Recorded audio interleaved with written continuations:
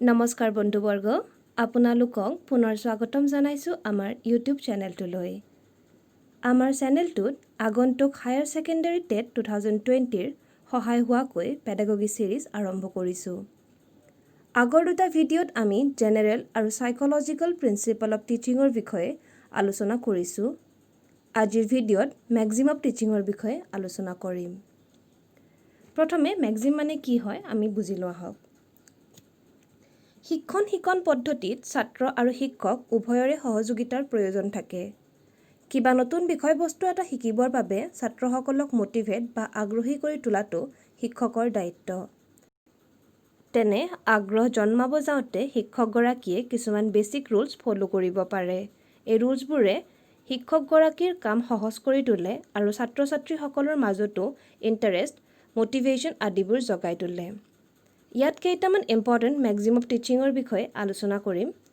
Maxim of টিচিংবোৰ fix নহয় এইবোৰ কেৱল শিক্ষকৰ সহায়ৰ বাবেহে ব্যৱহাৰ কৰা হয় যাতে নতুন বিষয়বস্তু এটাৰ প্ৰতি ছাত্ৰৰ এটেনশ্যনটো আনিব পাৰি আলোচনাৰ প্ৰথম ম্যাক্সিমটো হৈছে proceed from known to unknown ছাত্ৰ এগৰাকীয়ে নিজৰ চাৰিওকাষৰ পৰিৱেশৰ পৰা কিছুমান জ্ঞান আহৰণ কৰে শিক্ষক এগৰাকীয়ে নতুন বিষয় এটা পোনপটীয়াকৈ আৰম্ভ নকৰি ছাত্ৰসকলে আগৰ পৰা জনা কিছুমান কথাৰ পৰা আৰম্ভ কৰিব পাৰে তেনে ক্ষেত্ৰত old knowledge of the student serve as a hook from which the new can be hanged বুলি ক'ব পাৰি উদাহৰণস্বৰূপে ধৰা হ'ল আপুনি ল'ৰাহঁতক সপুষ্পক উদ্ভিদৰ বিষয়ে পঢ়াব বিচাৰিছে প্ৰথমে আপুনি তেওঁলোকক প্ৰশ্ন কৰিব পাৰে তোমালোকে ফুল দেখিছানে নাই সকলোবোৰ উদ্ভিদৰ ফুল থাকে নে নাই ফুল থকা উদ্ভিদবোৰৰ ভিতৰতো সকলোবোৰ ফুলৰে ৰং গঠন ইত্যাদিবোৰ একেনে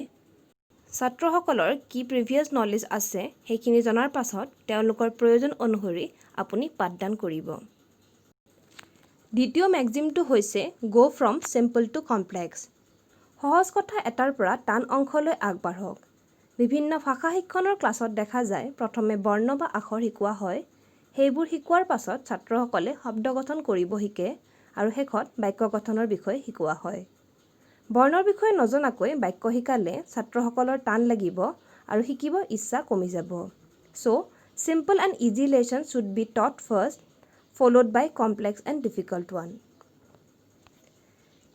তৃতীয় ম্যাক্সিমটো হৈছে take whole before parts whole is more meaningful to the child than the part of the whole ছাত্ৰসকলক ফুল পাত ফলৰ বিষয়ে শিকোৱাৰ আগতে উদ্ভিদজোপাৰ বিষয়ে জনাব লাগিব অথবা আন এটা উদাহৰণ আপুনি যদি ফুলৰ অংশবোৰৰ বিষয়ে শিকাব বিচাৰে প্ৰথমে সম্পূৰ্ণ ফুলটোৰ বিষয়ে ধাৰণাটো ছাত্ৰক দিব লাগিব সম্পূৰ্ণ ফুলটোৰ বিষয়ে জানিলেহে তাৰ অংশবোৰ বুজাত ছাত্ৰসকলৰ সহায় হ'ব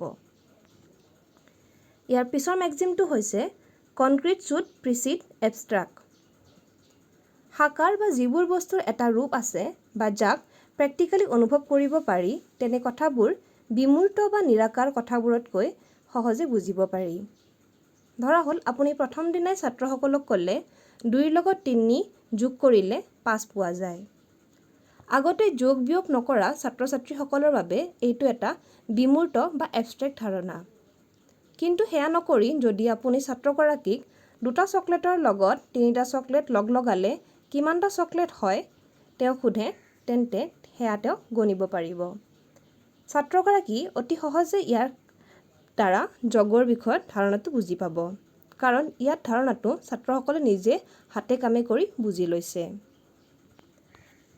ইয়াৰ পিছৰ ম্যাক্সিমটো হৈছে use psychological before logical logical approach is concerned with the arrangement of the subject matter whereas the psychological approach looks at the child's interest need etc ৰংচঙীয়া ফটো থকা কিতাপ এখনৰ প্ৰতি শিশুগৰাকী সহজে আকৰ্ষিত হয় সেই কাৰণে কম বয়সৰ ল'ৰা-ছোৱালীবোৰৰ কিতাপবোৰ ছবি আদিৰে ভৰ্তি হ'ব লাগে পিছলৈ অৰ্থাৎ ডাঙৰ হ'লে তেওঁলোকে সাধাৰণ কলা-বগা কিতাপৰ পৰাই পঢ়িব পৰা হয় does to make mind more logical and train reasoning power in the child the initial approach of teaching should be psychological ইয়াৰ পিছৰ ম্যাক্সিমটো হৈছে employ deduction earlier than induction in inductive method Teaching start from particular example and arrive at general rules. But in deductive method, we assume a definition, a general rule, and apply it to a particular example. গতিকে যেতিয়া কিবা এটা নতুন সূত্ৰ বুজোৱা হয়, inductive method ব্যৱহাৰ কৰিলে ছাত্ৰসকলৰ বুজাত সুবিধা হয়। ধৰা হ'ল আপুনি এটা গিলাস, এটা বাটি, এটা কলহত পানী ভৰ্তি কৰি ল'লে আৰু ছাত্ৰসকলক সুধিলে পানীৰ আকৃতি কেনেকুৱা। তেওঁলোকে বাটি, গিলাস বা কলহৰ দৰে বুলি উত্তৰ দিব আৰু তাৰ পৰা ক'ব পৰা যায় পানী বা তৰলৰ কোনো নিজা আকৃতি নাথাকে। যি পাত্ৰতে ৰখা হয় সেই পাত্ৰৰে ৰূপ লয়। ইয়াৰ পিছৰ মেক্সিমটো হৈছে particular should lead to general. Particular instances are simple whereas generalization are likely to be complex. এটা নিৰ্দিষ্ট বস্তুৰ বাবে সঁচা কথাখিনি সকলোৰে বাবে শুদ্ধ হয় নে নহয় কোৱাটো টান। ইন্ডাকশ্যন ডিডাকশ্যন মেথডৰ দৰে ইয়াতো কথাটো একেধৰণৰ হয়। এলজেব্ৰা, গ্ৰামাৰ আদিবোৰ বুজাবলৈ এই পদ্ধতি ব্যৱহাৰ কৰা হয়। এলজেব্ৰাতে প্ৰথমে কেইটামান উদাহৰণত শুদ্ধ হয় নে নহয় চাই লোৱা হয় আৰু শেষত সকলো তেনেধৰণৰ সমীকৰণৰ বাবে শুদ্ধ হ'ব বুলি সৰলীকৰণ কৰি দিয়া হয়। Take easy first and difficult next. Difficult বা কঠিন বিষয়বস্তু এটা দেখিলে ছাত্ৰ-ছাত্ৰীসকলৰ মাজত ভয়, শংকা আদি ভাৱবোৰ আহিব পাৰে। সেয়েহে প্ৰথমতে টান বিষয়টোলৈ নাযায় সহজ বিষয়বোৰ আলোচনা কৰি ভয় ভাৱটো নোহোৱা কৰি ল'ব লাগে। ভাৰতৰ ৰাষ্ট্ৰপতি নিৰ্বাচন প্ৰক্ৰিয়াৰ বিষয়ে আলোচনা কৰিব যোৱাৰ আগতে শিক্ষকে প্ৰথমে গাঁও পঞ্চায়তৰ নিৰ্বাচন, বিধানসভা নিৰ্বাচন, লোকসভা নিৰ্বাচন আদিৰ বিষয়ে ক'ব। ছাত্ৰই নিৰ্বাচন বিষয়ে প্ৰাথমিক জ্ঞানখিনি পোৱাৰ পিছতহে ৰাষ্ট্ৰপতি নিৰ্বাচনৰ কথা ক'লে তেওঁলোকে সহজে বুজি পাব। ইয়াৰ পিছৰ মেক্সিমটো হৈছে first analysis, letter synthesis. Analysis means breaking a problem into convenient part, while synthesis means grouping of this part into a complete whole. আমি দেখিছোঁ যে সৰু ল'ৰা ছোৱালীবোৰে কিবা এটা বস্তু পালে ভাঙি চিঙি বস্তুটোত কি কি আছে চাব বিচাৰে। এনেদৰে তেওঁলোকৰ বুজাত বেছি সুবিধা হয়। আমি বৰ্ণৰ পৰা শব্দ, শব্দৰ পৰা বাক্য লিখাৰ উদাহৰণটোৰ কথা ইয়াত উল্লেখ কৰিব পাৰোঁ। ফাৰ্ষ্ট হোল দেন পাৰ্টছ বুলি থকা মেক্সিমটোৰ লগত এই মেক্সিমটো বিপৰীত যেন লাগিব পাৰে, কিন্তু প্ৰয়োজন সাপেক্ষে শিক্ষক এগৰাকীয়ে এই মেক্সিমবোৰ ব্যৱহাৰ কৰিব লাগিব। ইয়াৰ পিছৰ মেক্সিমটো হৈছে proceed from empirical to rational.